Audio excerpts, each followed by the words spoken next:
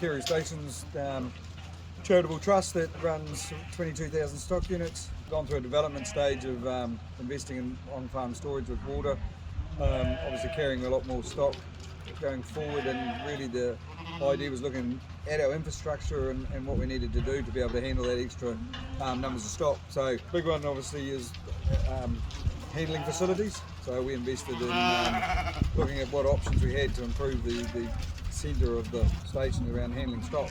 Worked with Landquip around what sort of yard designs they had available, and we worked closely in designing a system that would come up for the numbers we needed and how we wanted it to work. So a lot of time went into it, a lot of toing and froing around designs and concepts, and yeah, we've come up with a final one that's actually working extremely well.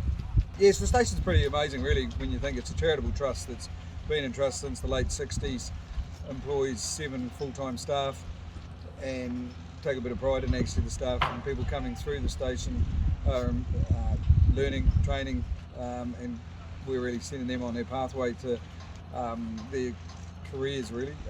We're training as much as anything else. The station is run by 2 charitable trusts. There's 2 sisters, and under the Roth Gwen Malden and Ruth Nelson Trust, and all the profits we get from the station go back to them to be able to distribute it to non-profit organisations and predominantly education as well. So originally here on the site where we've built the new set of yards, it was a very old set that was probably 50, 60 years old if not more. Wasn't fit for purpose, it was falling apart, there were trees in the middle of it. So we actually wiped out the entire yards, clean slate, brought in metal the whole site. Looked at probably the weather conditions out here, we're pretty exposed, so decided to put up a covered yard over the new set of yards. And that's obviously paying dividends, not just only in the cold winter and wet, but through summer, just to keep out of that heat. So then we went in and we looked at the whole site. We needed a bigger set of yards than what we had as well to handle the numbers we're predicting to be able to put through here. And then started, as I say, with going down the path of sitting down with Landquip and looking at some of the options we had. It took a long time to get it right, but it was worth spending that time, I think, looking at what was needed, but also how stock may run, which way we should face the yards, putting in the holding paddocks around it.